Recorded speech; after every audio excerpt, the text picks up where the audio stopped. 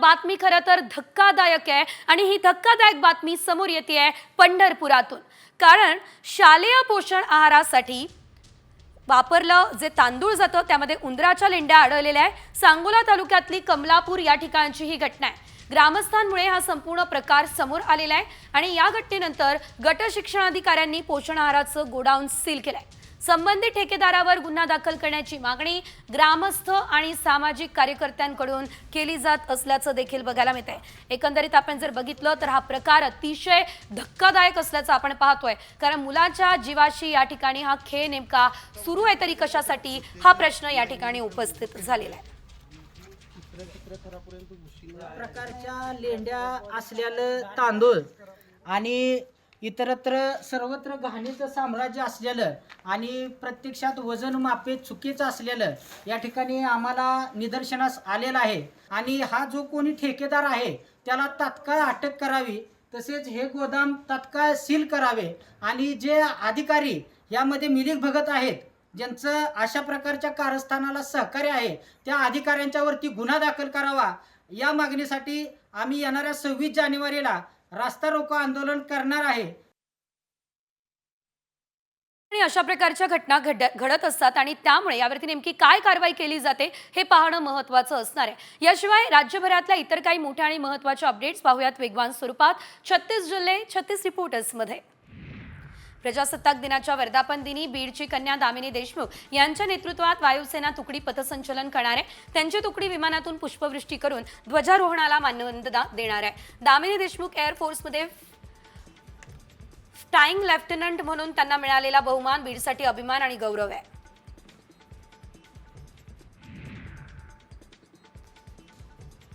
16 वर्षाच्या एका विद्यार्थिनीने शाळेच्या 3ऱ्या मजल्यावरून उडी मारली आहे आणि आत्महत्या केलेली आहे। वर्गातून अचानक उठून शिक्षकासमोरूनच चालत तो गेलेला आहे। दरवाजामध्ये चप्पल काढलेली आणि त्यानंतर इमारतीच्या 3ऱ्या मजल्यावरून त्याने उडी मारत आपलं आयुष्य संपवलं। आंध्र प्रदेशमधील अनंतपूर या ठिकाणी ही धक्कादायक घटना घडलेली आहे।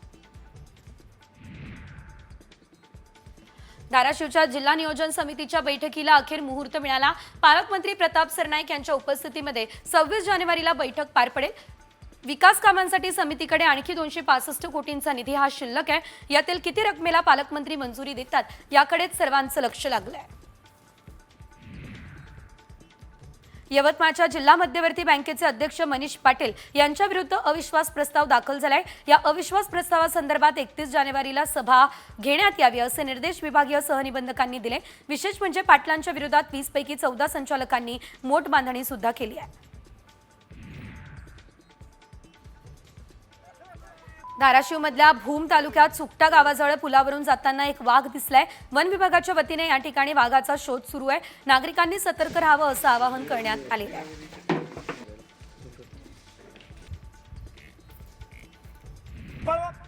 पुणे जिल्ह्यातल्या अनेक गावांमध्ये बिबट्यांचा मोठ्या प्रमाणात वावर दिसतोय। त्यातच सध्या नारायण गावात एका बिबट्यानं केलेल्या हल्ल्यात पाळीव कुत्र्याच्या जोडीपैकी एका कुत्र्याचा मृत्यू झालेला आहे।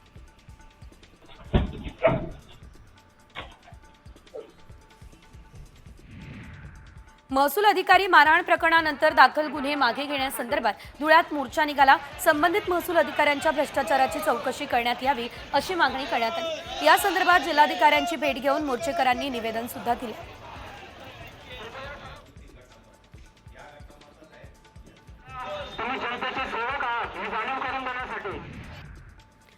बुलढाणा वीज वितरण कंपनीच्या जिल्हा कार्यालयासमोर कंत्राटी कर्मचाऱ्यांनी निदर्शनं केली।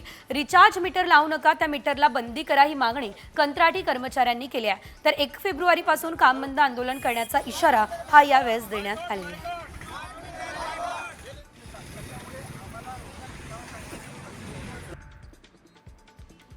पुरंदर विमानतळाला बाधित 7 गावातील नागरिकांनी विरोध केला। खानवडी, पारगाव, मुंजवडी आणि एकतपूर, वनपुरी, उदाचीवाडी या ठिकाणी ग्रामस्थांनी मोर्चा काढला। सासवडमध्ये मोर्चा काढत नागरिकांनी पुरंदर विमानतळाला विरोध केला। तहसीलदारांना या प्रकरणी आता निवेदन सुद्धा देण्यात आलेलं आहे।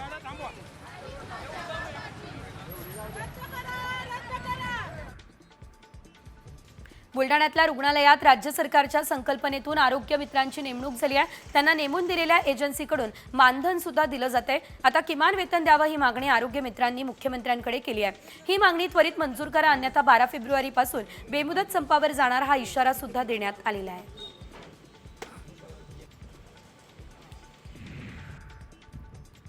नांदेड जिल्ह्यात सप्टेंबर 2024 या महिन्यात अतिवृष्टीमुळे पीक नुकसान झालेल्या शेतकऱ्यांची मदत केली जाणार आहे। शेतकऱ्यांच्या मदतीसाठी शासनाने 812 कोटी 38 लाख रक्कम मंजूर केली। नांदेड जिल्ह्यात सप्टेंबरमध्ये अतिवृष्टी झाली, यात खरीपातील जिरायती, बागायती या पिकांचं नुकसान झालं।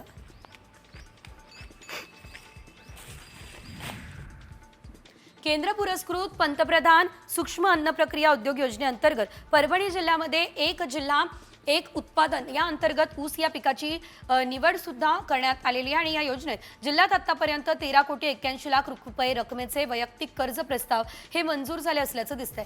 त्याद्वारे 189 लाभार्थ्यांनी उद्योग सुरू केला आहे।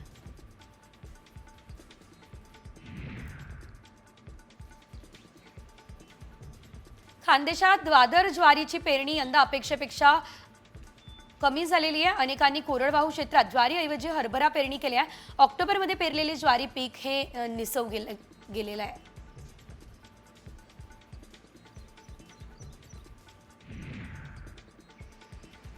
तिलारी धरणाच्या उजव्या कालव्याची पाईपलाईन कोसळली, त्यामुळे शेती बागायतींना फटका बसला। गेल्याच वर्षी पाईपलाईनची 18 लाख खर्चून दुरुस्ती झालेली, मात्र वर्षभरापूर्वी पाईपलाईन कोसळली, त्यामुळे कामात भ्रष्टाचार झाला। ठेकेदाराची चौकशी करून कारवाई करण्याची मागणी शेतकऱ्यांसह ग्रामस्थांनी केली आहे।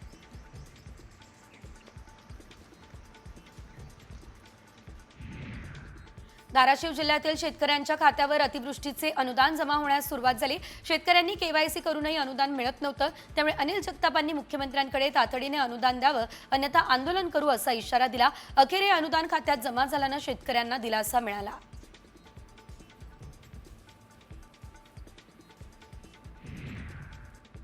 यवतमाळमध्ये प्रधानमंत्री कृषी सिंचन योजनेचे पाणलोट 28 जानेवारीला करण्यात येईल। या कार्यक्रमाला केंद्रीय मंत्र्यांसह मुख्यमंत्री आणि दोन्ही उपमुख्यमंत्री उपस्थित राहतील।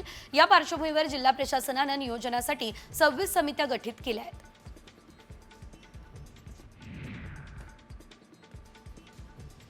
हिंगणघाटच्या वृक्षमित्र परिवाराकडून कडुलिंबाच्या वृक्षाची यशस्वी पुनरोपण झालंय। राष्ट्रीय महामार्गावरील पुलाच्या कामात अडथळा ठरत असलेलं कडुलिंबाचं वृक्ष मुळातून काढून दुसरीकडे स्थानांतरित करण्यात आलेलं आहे।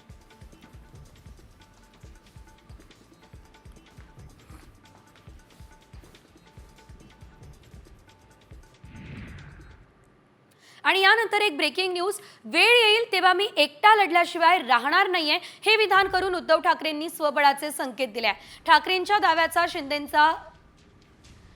दाव्याने खरं तर आपण पाहतोय शिंदेंचा खरपूस समाचार शिंदेंनी घेतलाय। स्वबळावर लढण्यासाठी मनगडात ताकद लागते असा टोला एकनाथ शिंदेंनी उद्धव ठाकरेंना लगावलाय। अमित शहाला जागा दाखवणार आहात, ठीक आहे, अजून निवडणूक जाहीर झालेली नाही, पण मला तुमची जिद्द बघू द्या, तुमची तयारी बघू द्या। ज्या भ्रमात आपण राहिलो तो पहिला त्या भ्रमातनं बाहेर या, आणि ज्या क्षणी माझी खात्री पटेल आपली तयारी झाली, मी कार्यकर्त्यांच्या मनाप्रमाणे निर्णय घेतल्याशिवाय राहणार नाही। जो महाराष्ट्राच्या पाठीत वार करतो, जो मराठी आईच्या कुशीवरती वार करतो, तो गद्दार आणि त्या गद्दाराचा मदत हस्त मला महाराष्ट्रामध्ये दिसता कामा नये। आणि जर तुम्ही सगळे शपथ घेऊन सांगत असाल तर जेव्हा वेळ येईल तेव्हा मी एकटा लढण्याचा निर्णय नक्की घेतल्याशिवाय राहणार नाही। स्वबळावर निवडणूक लढवण्यासाठी मनगटात ताकद लागते, आणि या ठिकाणी लढून जिंकण्यासाठी देखील या भुजांमध्ये ताकद लागते, आणि घरात बसून लढता येत नाही। तुम लढो हम कपडा संभालते असं बोलून निवडणुका जिंकता येत नाहीत, आणि कार्यकर्त्यांची मनही जिंकता येत नाही। त्यासाठी कार्यकर्त्याबरोबर रस्त्यावर उतरून काम करावं लागतं। पुढची बातमी बघूयात रत्नागिरीतून। रत्नागिरी कोकणात शिवसेनेच्या ठाकरे गटाला मोठा धक्का बसला। ठाकरे गटाच्या तालुका प्रमुखाचा आज शिवसेनेमध्ये प्रवेश बघायला मिळाला। उद्योगमंत्री उदय सामंत यांच्या उपस्थितीमध्ये प्रदीप उर्फ बंड्या साळवी आज पक्षप्रवेश करणार आहे। जिल्हा प्रमुख विलास साळके यांच्याकडे प्रदीप साळवी यांनी राजीनामा दिलेला होता। प्रदीप साळवी यांच्यासोबतच आणखी पदाधिकारी आणि कार्यकर्ते देखील शिंदे यांच्या शिवसेनेमध्ये प्रवेश करणार अशी शक्यता आहे।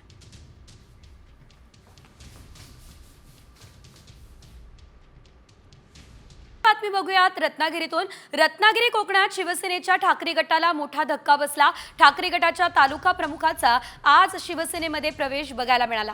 उद्योगमंत्री उदय सामंत यांच्या उपस्थितीमध्ये प्रदीप उर्फ बंड्या साळवी आज पक्षप्रवेश करणार आहे. जिल्हा प्रमुख विलास साळके यांच्याकडे प्रदीप साळवी यांनी राजीनामा दिलेला होता. प्रदीप साळवी यांच्यासोबतच आणखी पदाधिकारी आणि कार्यकर्ते देखील शिंदे यांच्या शिवसेनेमध्ये प्रवेश करणार अशी शक्यता आहे.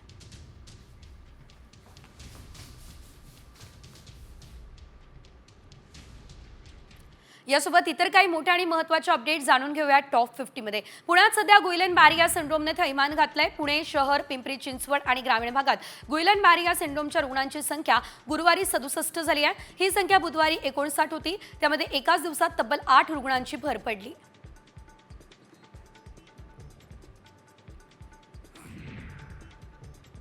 राज्यातील प्रवासासाठी प्रवाशांना आता अतिरिक्त पैसे मोजावे लागतील. एसटी महामंडळाच्या तिकीट दरवाढीस काल मंजुरी मिळाली आहे. यानुसार एसटीच्या तिकीट दरात 15% वाढ होणार आहे. मात्र सुधारित तिकीट दर केव्हा लागू होतील याबाबतची अधिकृत घोषणा अद्याप करण्यात आलेली नाही आहे.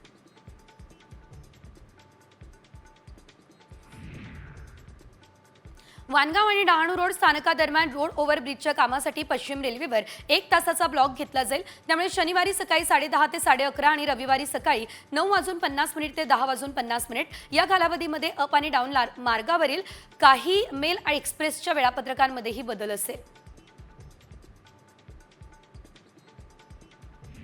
सिडकोकडून नवी मुंबईमध्ये तब्बल 26,000 स्वस्तातील घरं उपलब्ध करून दिली जाणार आहे. सिडकोकडून अर्ज नोंदणीचं आवाहन करण्यात आलेलं आहे. त्याला उत्स्फूर्त प्रतिसाद मिळतोय. या पार्श्वभूमीवर आता सिडकोने अर्ज करण्याची मुदत 25 जानेवारीपर्यंत केली आहे. कोकण रेल्वेवरील चिपळूण स्थानकावरती पॅसेंजर लूपलाईन 3 कार्यान्वित करण्यासाठी शुक्रवारी नॉन इंटरलॉकिंग ब्लॉक घेतला जाईल. त्यामुळे रेल्वे गाड्यांच्या वेळापत्रकावर परिणाम होईल. कोकणवासियांच्या प्रवासाचं वेळापत्रक कोलमडण्याची शक्यता आहे.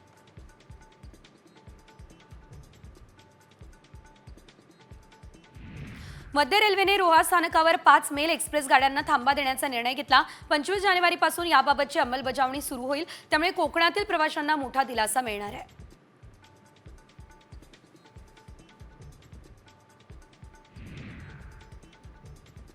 दिवसेंदिवस सायबर फसवणुकीचे प्रकार वाढल्याचं दिसतंय. गेल्या 3 महिन्यांमध्ये 1085 कोटींची सायबर फसवणूक झाल्याची माहिती आहे. यामध्ये 119 कोटी रुपये वाचवण्यात महाराष्ट्र सायबर विभागाला यश आलंय. पोलिसांच्या सायबर विभागाकडून NCRP पोर्टलवरील तक्रारींची तात्काळ दखल घेतली जाते. तुळजाभवानी देवीच्या तिजोरीतील सोनं आणि चांदी वितळवण्याचा परवानगी अर्ज हा औरंगाबाद खंडपीठानं फेटाळला. मंदिर संस्थांनं या प्रकरणी सुप्रीम कोर्टात जावं असं सुचवलं. विधी आणि न्याय विभागानं सोनं आणि चांदी वितळवण्यासाठी परवानगी दिली. मात्र या विरोधात हिंदू जनजागरण समितीने खंडपीठात याचिका दाखल केली.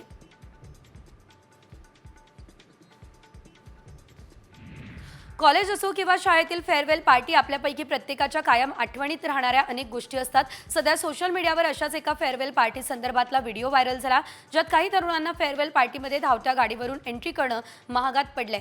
तर सध्या त्यांचा हा व्हिडिओ सोशल मीडियावर व्हायरल झालाय.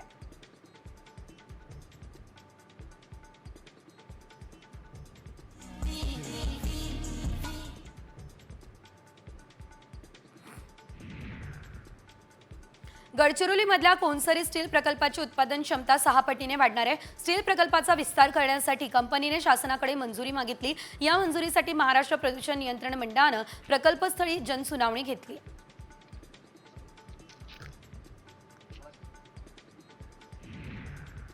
मुंबई विमानतळावरून प्रवाशांच्या वाहतुकीसह मालवाहतुकीत मोठी वाढ झाली. विमानतळावरून महिन्याला 4102 टन तर दिवसाला सरासरी 204 टन मालवाहतूक केली जाते. मुंबई विमानतळावरून 638 आंतरराष्ट्रीय मार्गांवरती मालवाहतूक केली जाते. जागतिक champion D Gukesh Tata steel बुद्धिबळ स्पर्धेच्या 5व्या फेरीमध्ये जर्मनीच्या विन्सेंट किमरला पराभूत करत जागतिक क्रमवारीमध्ये 4थ्या स्थानावर आहे. तो अर्जुन एरिगेसीला मागे टाकत भारतातील नंबर 1 बुद्धिबळपटू बनलाय.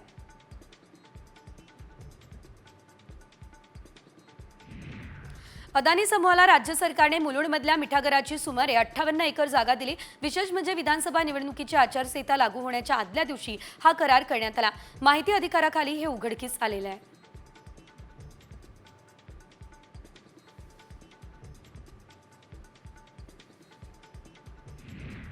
मुंबईच्या कुर्ल्यात अदानी समूहाविरोधात काँग्रेस पक्षानं आंदोलन केलं. मदर डेअरीची जागा अदानी समूहाला दिल्यानं काँग्रेस आक्रमक झाली. आंदोलनादरम्यान पोलीस आणि आंदोलनकर्त्यांमध्ये झटापट झाल्याचं पाहायला मिळालं. या झटापटीत काँग्रेसच्या खासदार वर्षा गायकवाड यांच्या पायाला दुखापत झाली आहे.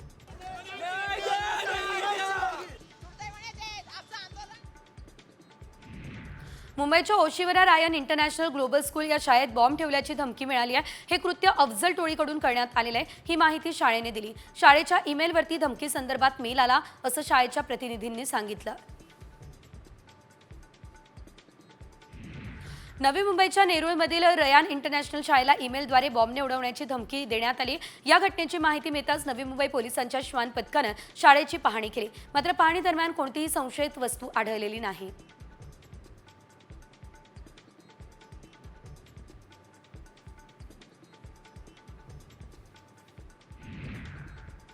पुण्यातून एक मोठी बातमी, कारण पुण्यात गुलियन बॅरी सिंड्रोमची बाधा जीवाणू आणि विषाणूमुळे झाल्याचं उघड आलेलं आहे. कारण राष्ट्रीय विषाणू विज्ञान संस्थेने केलेल्या रुग्णांच्या नमुन्यांच्या तपासणीमध्ये हे समोर आलेलं आहे. दूषित अन्न आणि पाणी यामुळे जीवाणू आणि विषाणू पसरतात असंही समोर आलंय. पोटदुखी होणं, उलट्या होणं, जुलाब होणं ही या आजाराची लक्षणं असल्याचं कळतंय. एकंदरीत दूषित अन्न आणि पाण्यामुळे खरं तर हा आजार जो तो बळावलेला आहे आणि वाढतही चाललाय असं सध्या म्हणणं आहे.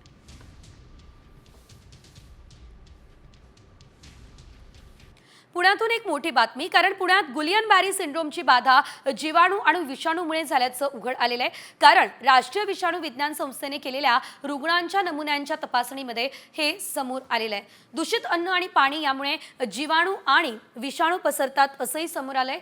पोटदुखी होणं, उलट्या होणं, जुलाब होणं ही या आजाराची लक्षणं असल्याचं कळतंय.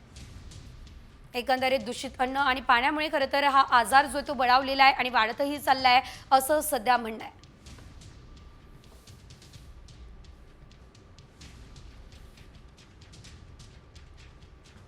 यासोबत इतर काही मोठ्या आणि महत्त्वाच्या अपडेट्स राजकीय विश्वाससंदर्भातल्या वेगवान स्वरूपात. शिवसेना विरुद्ध राष्ट्रवादी वाद विकोपाला जाण्याची शक्यता आहे. आमदार महेंद्र थोरवेंनी तटकरेंना खडेबोल सुनावले आहे. आमदार महेंद्र थोरवे यांनी तटकरेंना औरंगजेबाची उपमा दिली, बेईमान बादशाह म्हणून उल्लेख केला. यावर आता तटकरे काय उत्तर देतात हे बघणं महत्त्वाचं.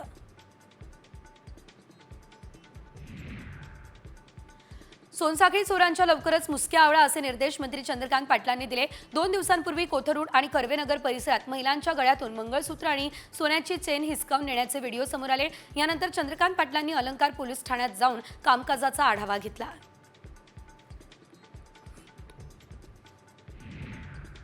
सोलापुरात पालकमंत्री जयकुमार गोरे यांच्या समर्थकांनी पुन्हा एकदा बॅनरबाजी केली. सोलापूर महानगरपालिकेने भाजप कार्यकर्त्यांनी लावलेले बॅनर हटवले. भाजप कार्यकर्ते आणि पोलिसांमध्ये बाचाबाची झाली. मात्र यानंतर देखील ज्या ठिकाणचे बॅनर हटवले त्याच ठिकाणी भाजप कार्यकर्त्यांनी पुन्हा बॅनर लावले.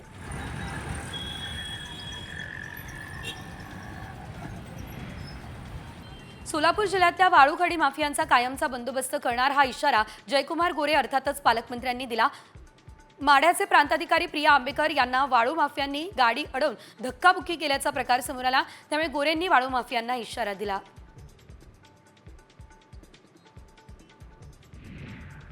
डॉक्टर बाबासाहेब आंबेडकर आंतरराष्ट्रीय नागपूर विमानतळातील धावपट्टीच्या रिकापेरिटींचं काम हे महिनाभरात पूर्ण करण्याचं अल्टिमेटम केंद्रीय मंत्री नितीन गडकरींनी दिलेलं आहे. मात्र महिनाभराचा कालावधी पूर्ण होऊन सुद्धा धावपट्टीच्या रिकापेरिटींचं काम जे आहे ते अद्यापही अपूर्ण आहे. आता या प्रकरणी नितीन गडकरी काय कारवाई करतात हे बघणं महत्त्वाचं आहे. बीड पोलीस ठाण्यातील पोलीस निरीक्षक शीतल कुमार बल्लाळ आणि वाल्मिक कराडची कथित ऑडिओ क्लिप व्हायरल झाली. सनी आठवले आणि त्याच्या साथीदारांवर मकुका अंतर्गत कारवाई होण्याचे संकेत आहे. ही ऑडिओ क्लिप सध्या व्हायरल होते आहे.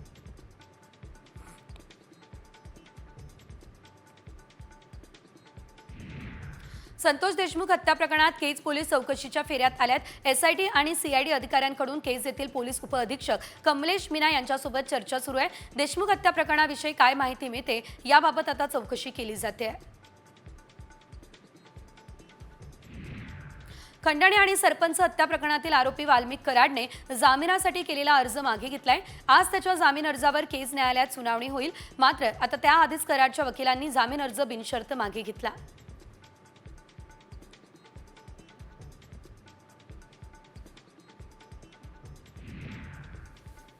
संतोष देशमुख प्रकरणामध्ये आता न्यायालयानं हस्तक्षेप करावा या मागणीसाठी सामाजिक कार्यकर्त्या अंजली दमानिया यांनी मुंबई उच्च न्यायालयाचे मुख्य न्यायमूर्ती आलोक आराध्य यांना पत्र लिहिलं. मंत्री धनंजय मुंडेंवरील आरोपांच्या चौकशीचे आदेश न्यायालयानं द्यावे ही मागणी अंजली दमानिया यांनी केली.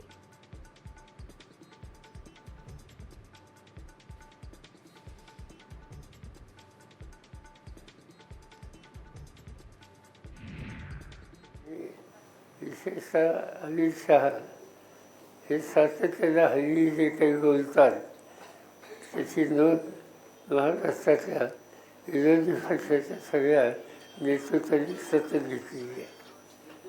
ते आणि त्यांचा बोलण्याचा एकंदर टोन जो आहे तो अतिटोकाचा आहे. देशाचा गृहमंत्री काही तास ठेवून भाष्य करेल अशी अपेक्षा असते, पण त्याची परिस्थिती तिथून काही येत नाही. खरं म्हणलं तर हे काही कोल्हापूरचे संस्कार वाटत नाही. आणि त्यामुळं अमित शहा हे कोल्हापुरात शिकले का आणखीन कुठं शिकले हे मला माहिती नाही.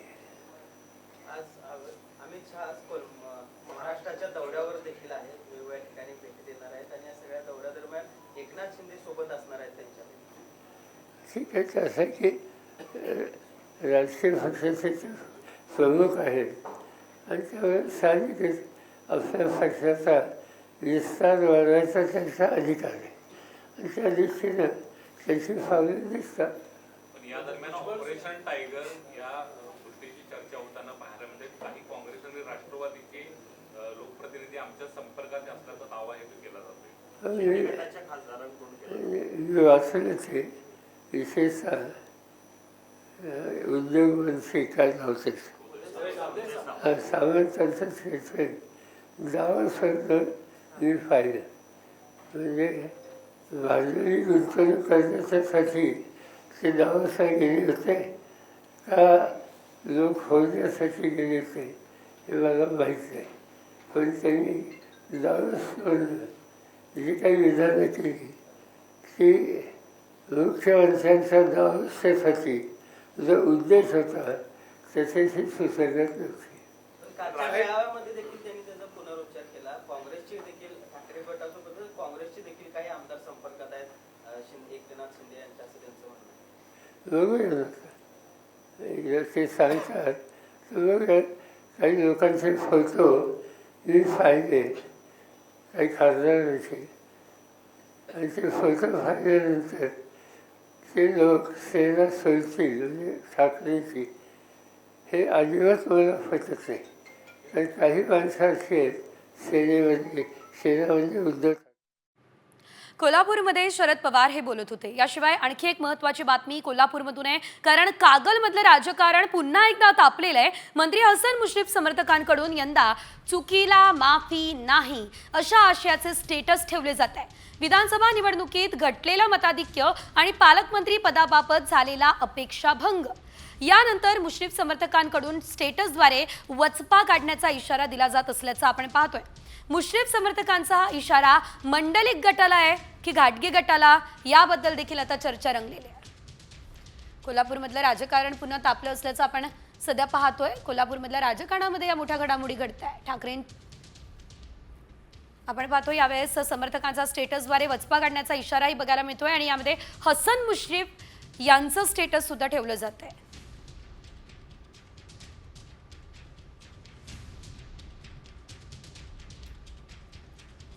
यानंतर एक मोठी बातमी आपण बघूयात. विधानसभा निवडणूक निकालानंतर महाराष्ट्र काँग्रेसमध्ये बदल होणार ही चर्चा रंगली आहे. काँग्रेस प्रदेशाध्यक्ष पदासाठी राज्यातून 2 नावांमध्ये जोरदार रस्सीखेच सुरू आहे.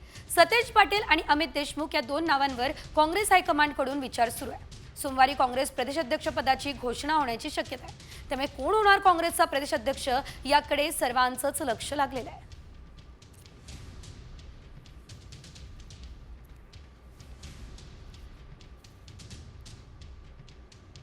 एक मोठी बातमी आपण बघूयात. विधानसभा निवडणूक निकालानंतर महाराष्ट्र काँग्रेसमध्ये बदल होणार ही चर्चा रंगली आहे. काँग्रेस प्रदेशाध्यक्ष पदासाठी राज्यातून 2 नावांमध्ये जोरदार रस्सीखेच सुरू आहे. सतेज पाटील आणि अमित देशमुख या 2 नावांवर काँग्रेस हायकमांडकडून विचार सुरू आहे. सोमवारी काँग्रेस प्रदेशाध्यक्षपदाची घोषणा होण्याची शक्यता आहे. त्यामुळे कोण होणार काँग्रेसचा प्रदेशाध्यक्ष याकडे सर्वांचंच लक्ष लागलेलं आहे.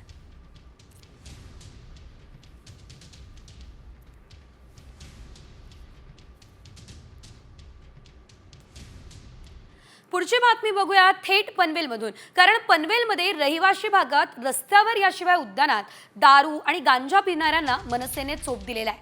पोलीस दुर्लक्ष करतात असा आरोप आहे. पनवेलमध्ये मनसे कार्यकर्त्यांनी नशेबाजांना हा चोप दिला असल्याचं बघायला मिळतंय. मनसे आता आक्रमक झालेली आहे, ऍक्शन मोडमध्ये आलेली आहे. उद्यानामध्ये जे दारू पितात, गांजा पितात अशांना मनसेने चोप दिला. नशेबाजांना मनसेचा चोप बघायला मिळतोय.